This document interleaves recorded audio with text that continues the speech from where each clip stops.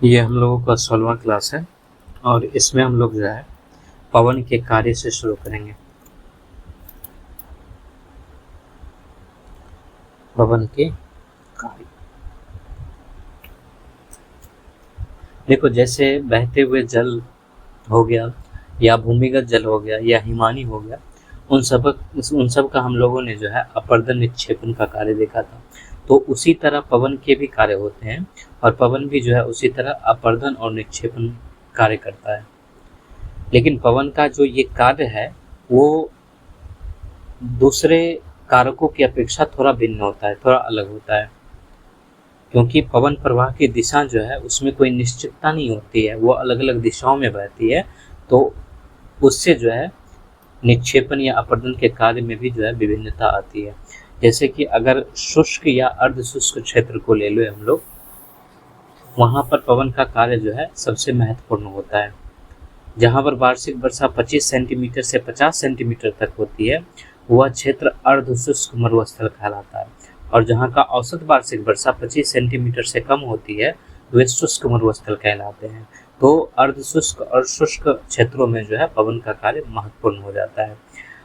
आपने देखा होगा कि जो मरुस्थलीय भाग है वहाँ पर कभी कभार जो है अचानक से वर्षा हो जाती है और वो कम समय के लिए बारिश रहती है, तो उससे अल्पकालिक सरिताओं का भी विकास होता है, यानी छोटी छोटी नदियाँ झील बनते हैं और वो जो है वहाँ पर अंतर स्थलीय अपवाह का निर्माण करती है और ये नदी जो है वहाँ पर अपर्दन और निक्षेपण में भी भाग लेती है।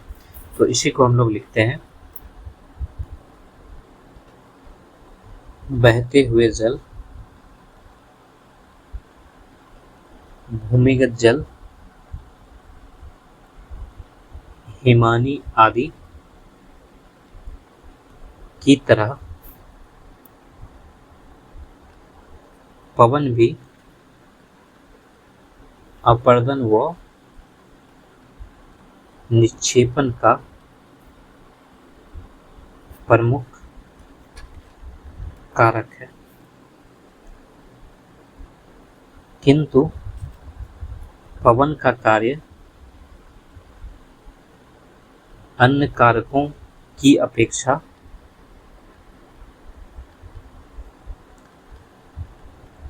थोड़ा भिन्न होता है।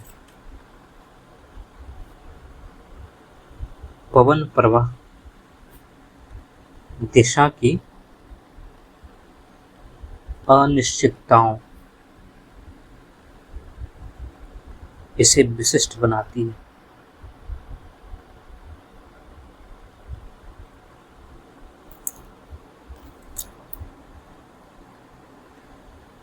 अर्ध शुष्क व शुष्क क्षेत्रों में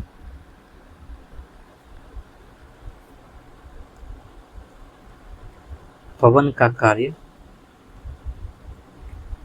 सर्वाधिक महत्वपूर्ण होता है। वे भाग जहां औसत वार्षिक वर्षा 25 सेंटीमीटर से 50 सेंटीमीटर तक होती है,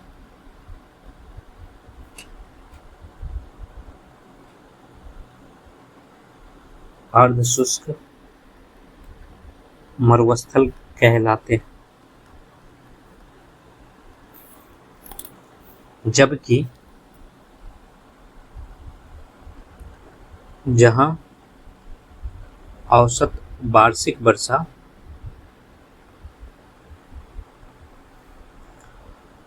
25 सेंटीमीटर से कम होती है, वे शुष्क मरुस्थल कहलाते हैं।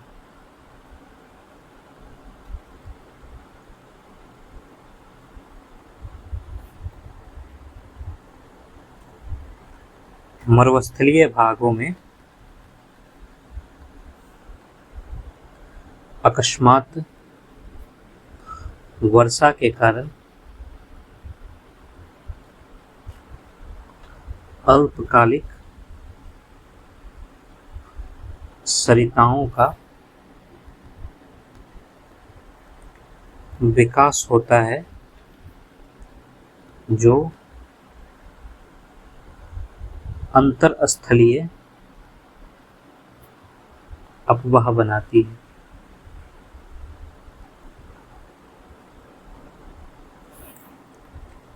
ये नदियां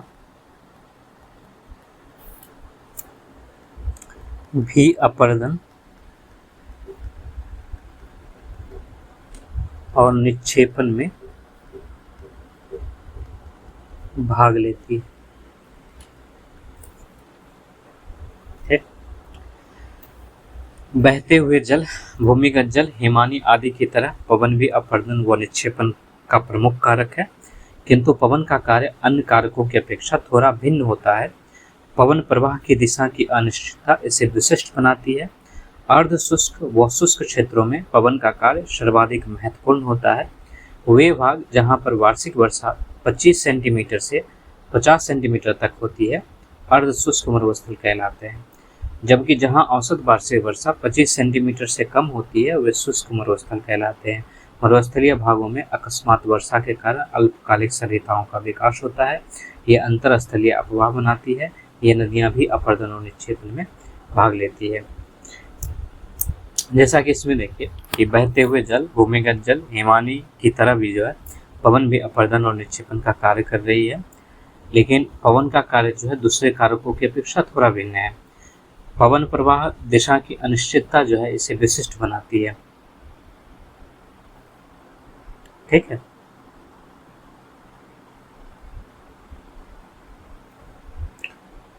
अब हम लोग देखते हैं पवन द्वारा अपरदनात्मक कार्य।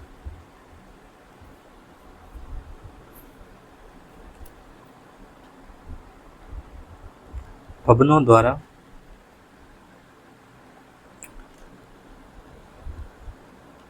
अपरदनात्मक कार्य निम्नलिखित रूपों में किया जाता है।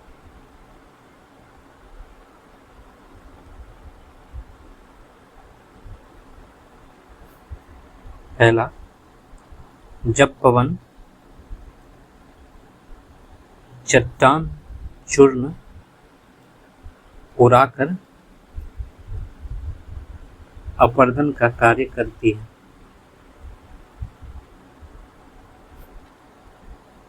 तब इसे अपवाहन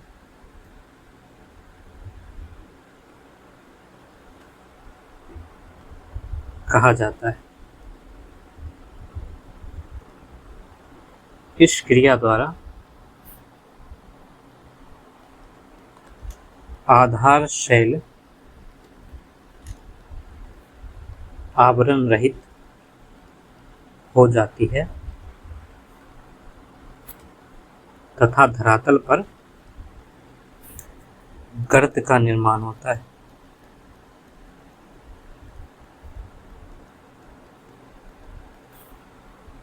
एक,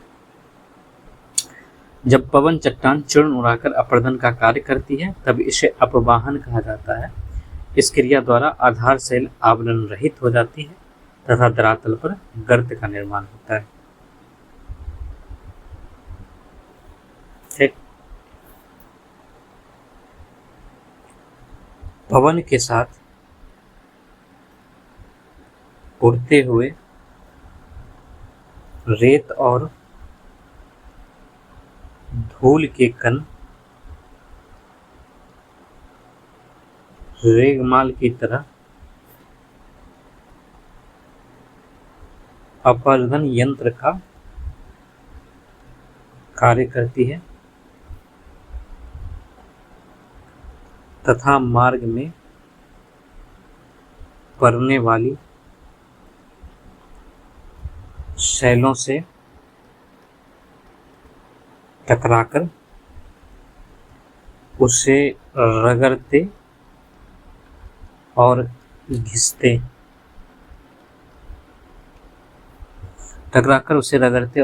हैं। इसे अपघर्षण कहा जाता है।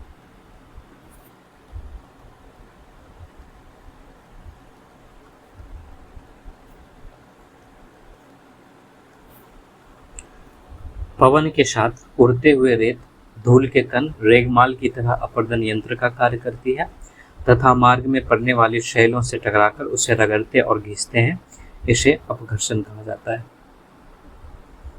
पवन जब चलता है तो वो अपने साथ रेत और धूल कण को उड़ाती है और वो जिस सतह से टकराती है उस पर भी वो घिस रही होती है, तो वो अपरदन यंत्र का कार्य कर रही होती है और मार्ग में जो भी शैल या चट्टान पड़ती है उससे टकराती है, उसको रगड़ती है, घिसती है। इसी को अपघर्षण कहा जाता है।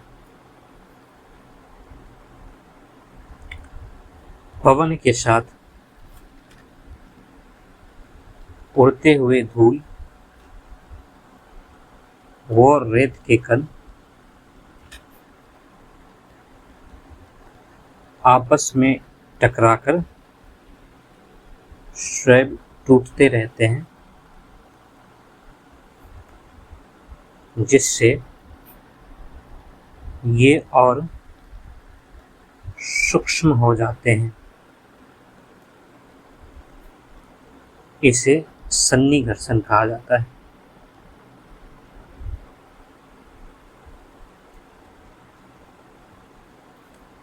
आपस में अगर टूट रहा है तो उसको सन्निघर्षण कहते हैं।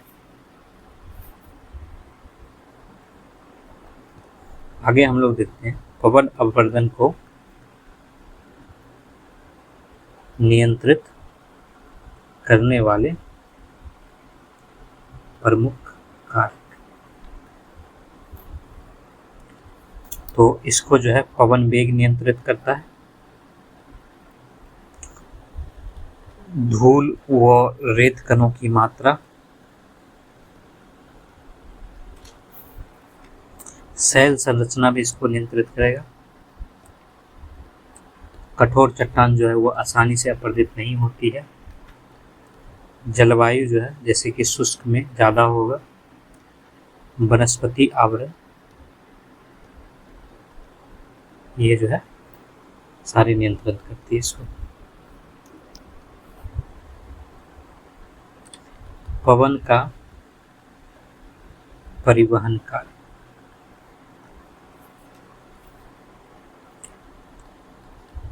पवन अपरदित पदार्थों का परिवहन निम्नलिखित रूपों में करता है।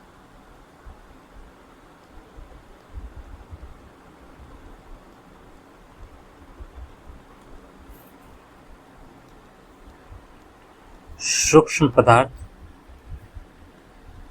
पवन के साथ लटक कर चलते हैं।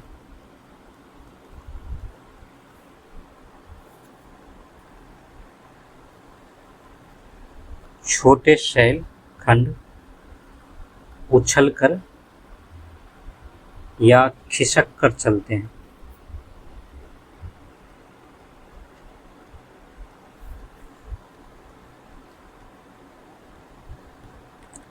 अधिक बड़े खंड सतह पर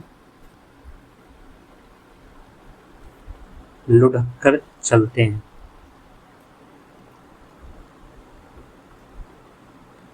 इस क्रिया को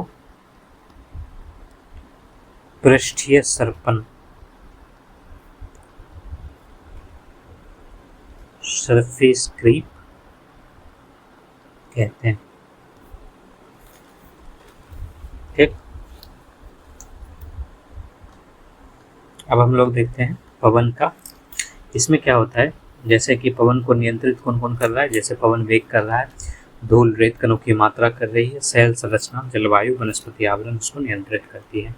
पवन का परिवहन कार्य क्या है, तो सूक्ष्म पदार्थ जो है पवन के साथ लटक कर चलते हैं। वहीं पर जो छोटे शैल खंड होते हैं जो सूक्ष्म पदार्थ से बड़े होते हैं वो उछल कर या खिसक कर चलते हैं, और जो बड़े बड़े खंड होते हैं वो लुढ़क कर चलते हैं। और इसी क्रिया को, जो बड़े खंड लुढ़क कर चल रहा है, उस क्रिया को पृष्ठीय सर्पण कहा जाता है। अब हम लोग देखते हैं पवन का निक्षेपात्मक कार्य।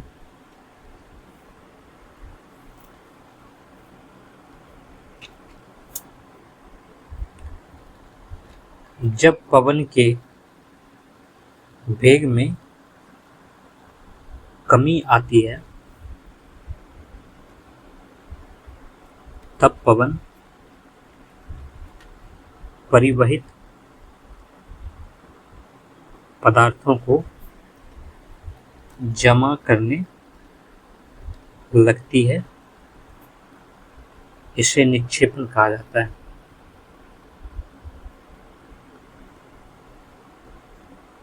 ठीक? जैसे कि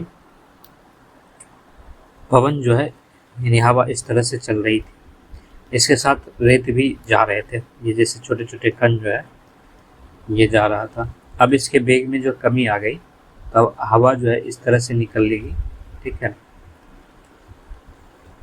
और ये छोटे छोटे कण जो है वो धरातल पर इस तरह से जमा होने लगेंगे।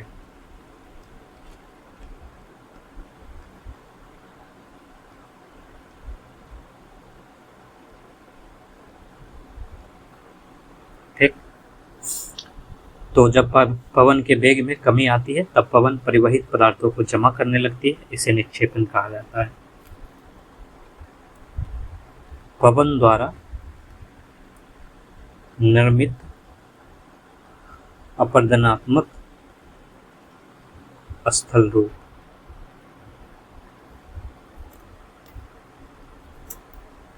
इसमें हम लोग पहले वातगर्त या अपवाह वेशिन को लेते हैं। अपवाह वेशिन,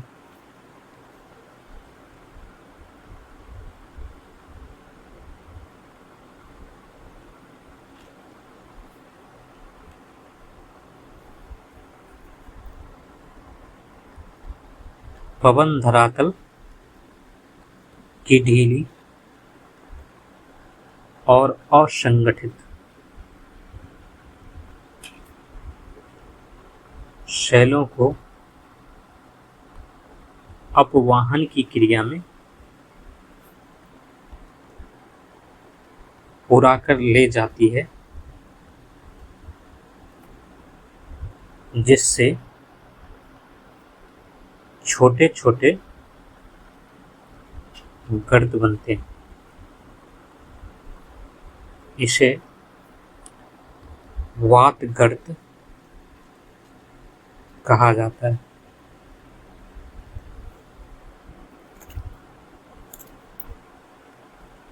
ये अपवाह बेसिन भी कहलाते हैं।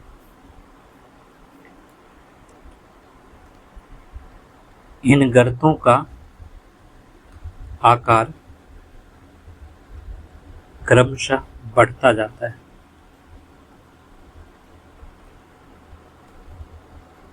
इन गर्तों की गहराई की अंतिम सीमा भौम जल स्तर द्वारा निर्धारित होती है। ठीक,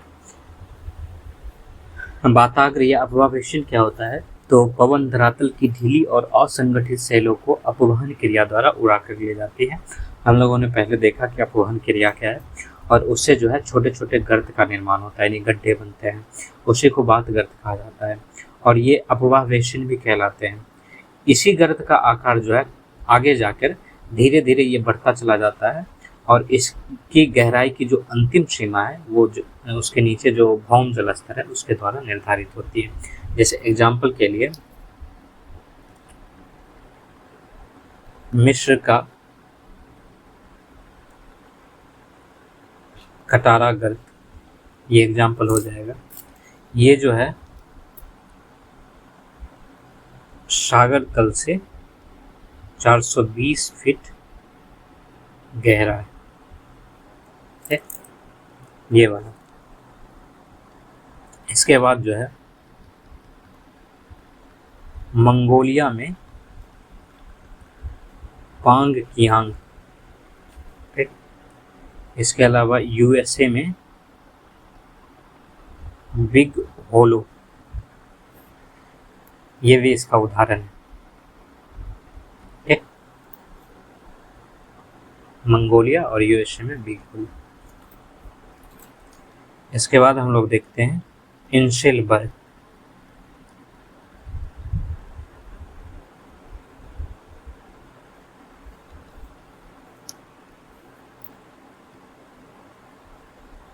जर्मन भाषा में इंसेलबर्ग से तात्पर्य द्वीपीय पर्वत होता है।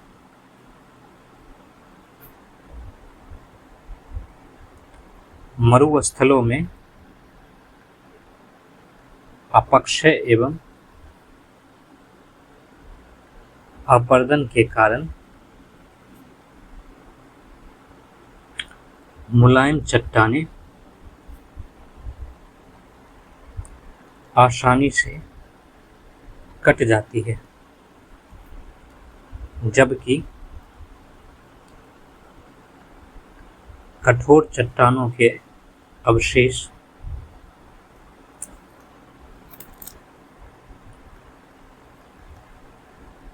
ऊंचे ऊंचे टीलों के रूप में बचे रहते हैं, जो मरुस्थल रूपी रेत के सागर में द्वीप की तरह प्रतीत होते हैं। जर्मन भाषा में इंसेलबर्ग से तात्पर्य द्वीप या द्वीपीय पर्वत होता है।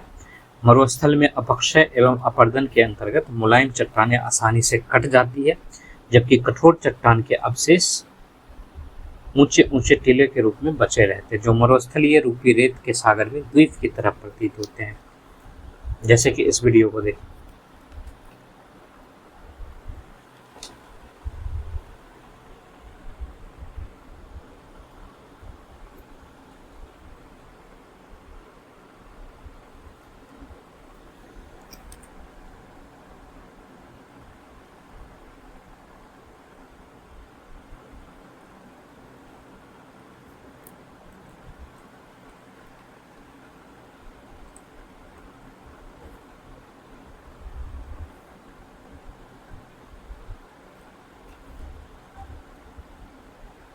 इस तरह से जो है ये खड़े रहते हैं।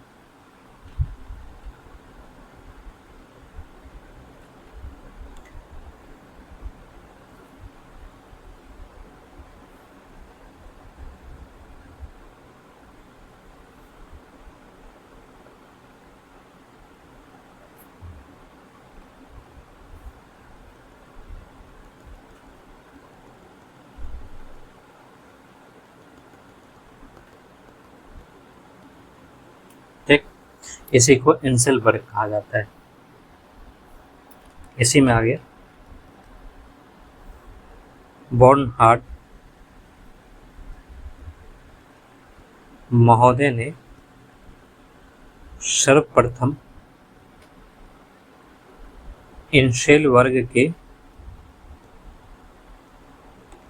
निर्माण की प्रक्रिया का पता लगाया। अतः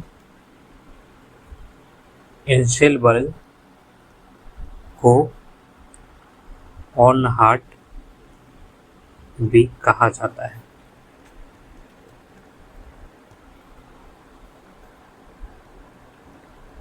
इंसेलबर्ग का निर्माण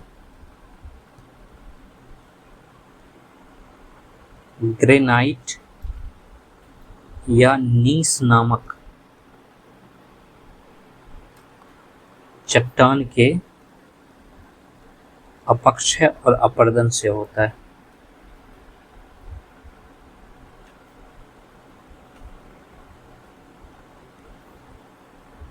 ठीक, तो जर्मन भाषा में इंसेलबर्ग से तात्पर्य द्वीपीय पर्वत होता है।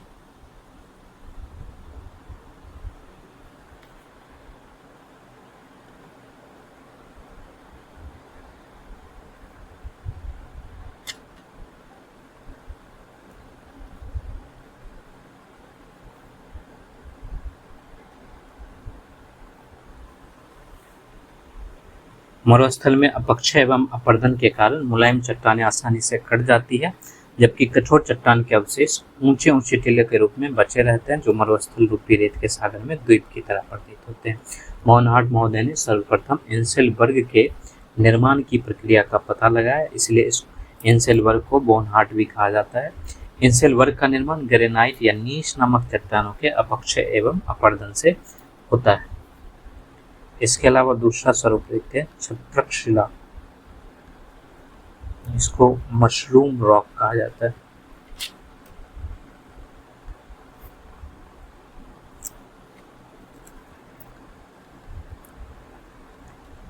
मरुस्थलीय भागों में अधिक कठोर शैल के रूप में ऊपरी आवरण के नीचे मुलायम शैल लंबवत रूप में मिलती है, तब इस पर पवन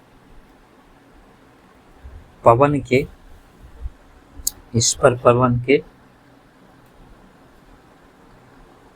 अपघर्षण के प्रभाव से छत्रक शिला का निर्माण होता है। छत्रक शिला को सहारा रेगिस्तान में गारा तथा जर्मन में फिट्जफेल्सन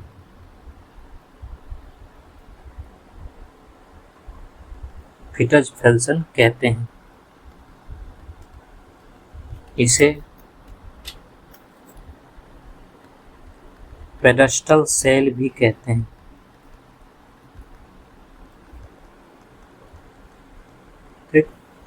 मरुस्थलीय भागों में अधिक कठोर सेल के रूप में ऊपरी आवरण के नीचे मुलायम सेल लंबवत रूप में मिलती है, तब इस पर पवन के अपघर्षण के प्रभाव से छत्रक शिला का निर्माण होता है। छत्रक शिला को सहारा रेगिस्तान में गारा और जर्मन में फिट्जफेल्सन कहते हैं। इसे पेडस्टल सेल भी कहा जाता है। ये कुछ इस तरह से होता है, मशरूम की तरह होता है।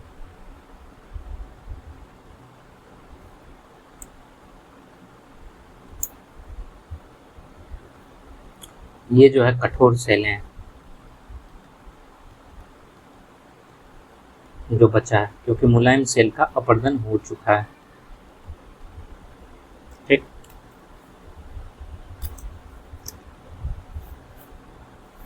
इसके बाद हम लोग लेते हैं भू स्तंभ।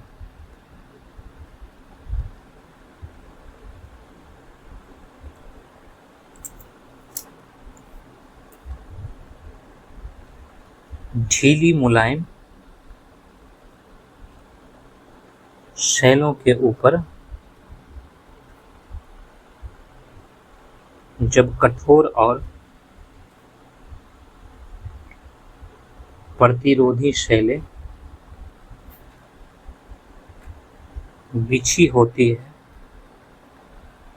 तब कठोर शैलें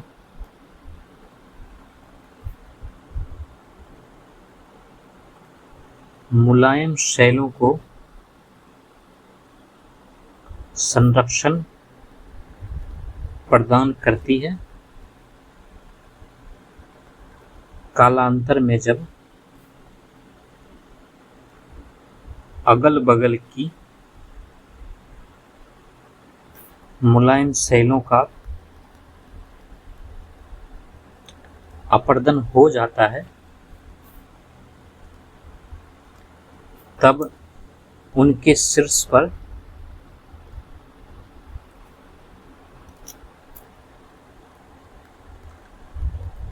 कठोर शैलों का आवरण शेष बचा रहता है तथा ये एक स्तंभ की तरह प्रतीत होता है।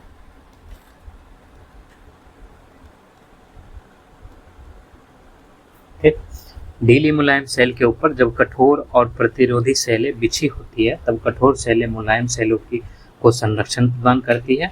कालांतर में जब अगल बगल की मुलायम सेलों का अपरदन हो जाता है तब उनके शीर्ष पर कठोर सेलों का आवरण शेष बचा रहता है तथा यह एक स्तंभ की तरह प्रतीत होता है। उसी को भू स्तंभ कहा जाता है। जैसे कि ये ऐसा होता है,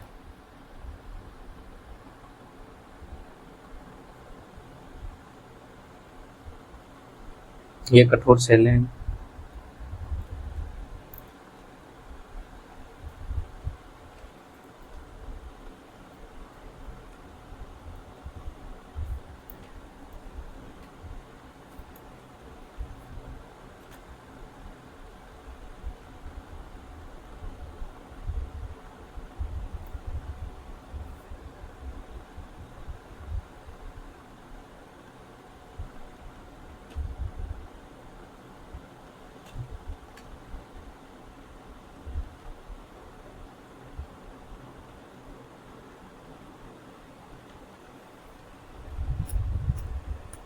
ठीक, इसी को जो है भू स्तंभ कहा जाता है।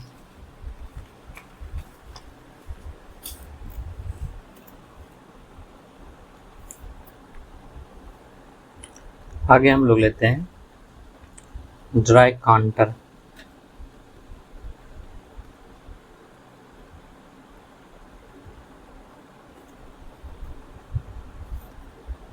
जर्मन भाषा में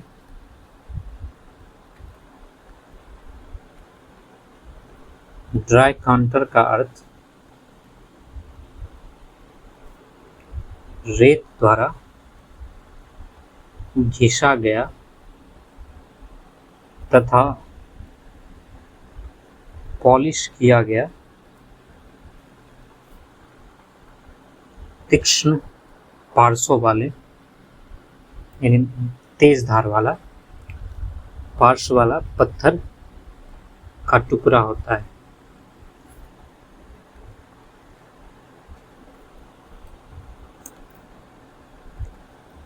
पथरीले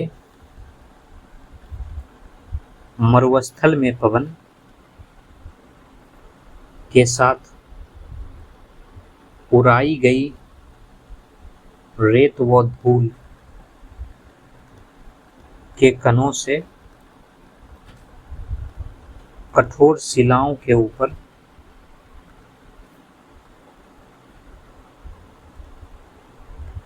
खरोंचे पड़ जाती है। यदि पवन कई दिशाओं से चलती है तो चतुष्फलक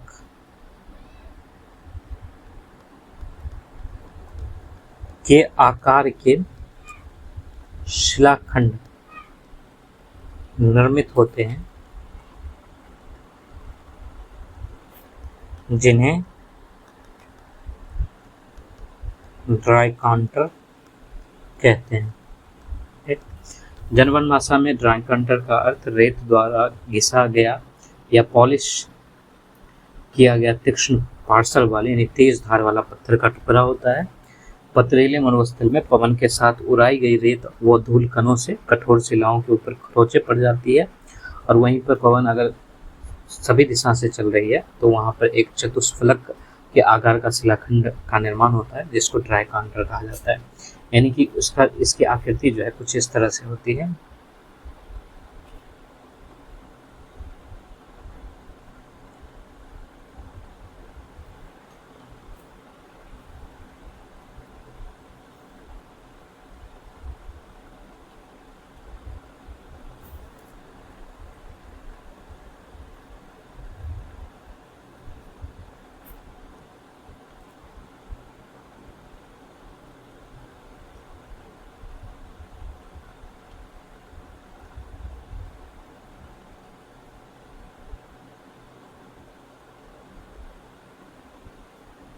कुछ इस तरह से होती है या फिर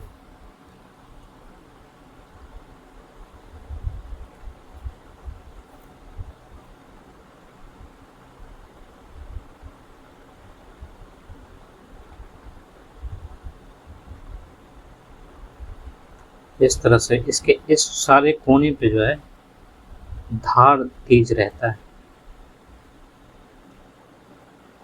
इसी को जो है ड्राई कांटर कहा जाता है। इसमें हम लोग यहीं तक रखते हैं।